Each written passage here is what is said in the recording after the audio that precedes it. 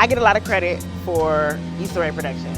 People are like, oh my gosh, I love what you do. And kind of being dishonest because I have a whole team that surrounds me and that keeps everything running. So what I wanted to do with this series is to give you a behind the scenes look at what makes Issa Rae Productions run, who makes it run, and how we do it. And for all you content creators who are out there asking me questions about how do I do what you're doing, this series will give you all the tools that you need. It'll give you the inside look and it'll give you the information to go forth and be great.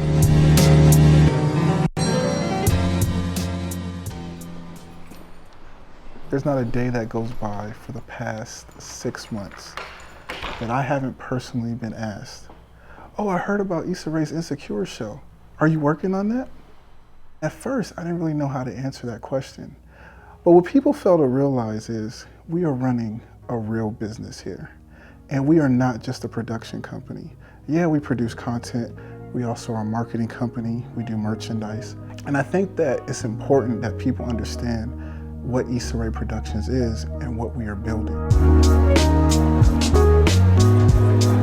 I watched Awkward Black Girl in college. She actually came and spoke at my school, so it was really inspiring. So, you know, I like to see black girls do well. I'm a fan. I started watching the series a few years ago. I was addicted. I just binge watched the whole series. Actually drove 2 hours to this thing to see or be here for the sightings. I want to talk to someone who looks like me, who's doing like similar things as me. And I'm also a fan of Misadventures of an Awkward Black Girl, so of course I had to come.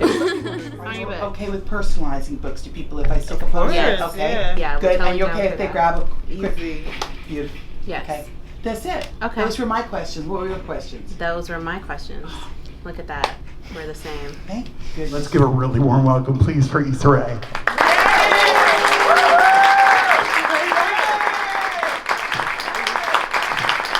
I wanted to find out what inspired you to do this work.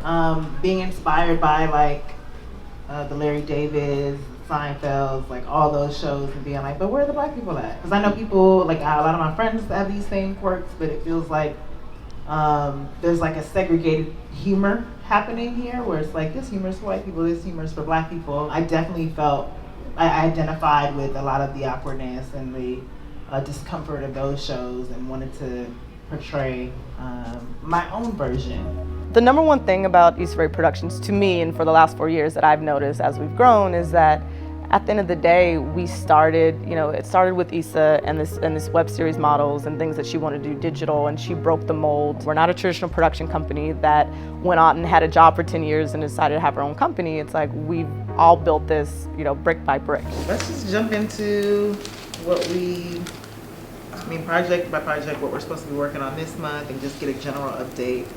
Everybody has this, what we're supposed to be working on for July. Fruit Writers Room has been going strong. I visited there, what was that, Wednesday, Friday? They're working really, really well together. Ricky was a great addition. She's like super on point, and I actually liked one of the ideas that she pitched when we interviewed her, but they hadn't really followed through on that. So now we're seeing how that plays out. We're in the Fruit Writers Room with these lovely people. We have Mike here, we have Theo, and we have DK. They wrote the first season, and then for the second season, we brought in the lovely Ricky to help us out with this. So it's really great to kind of bounce ideas off of each other. It's very trusting because you can't have a bad idea. Everyone has an opinion, but there's no bad ideas. Being able to do this podcast format, having to think a little bit differently and choose your words to paint that image. Mm-hmm.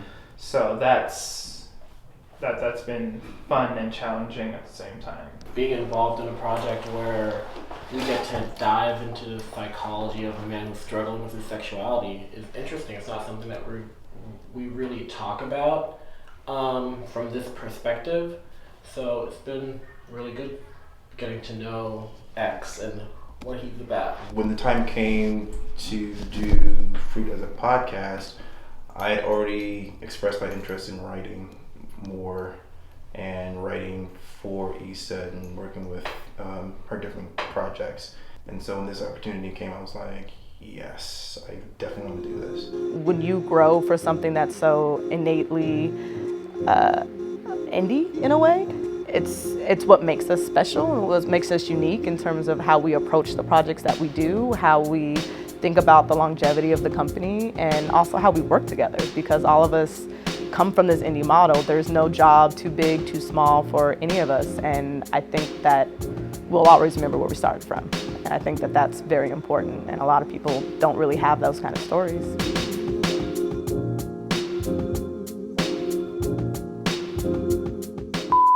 This is my shirt that Sydney got me, guys. Young, creative, and black. Is it me? Yes. It's you. It's me. Is you young? Thank Yes. you. Is you creative? Yes. Is you black? Yes.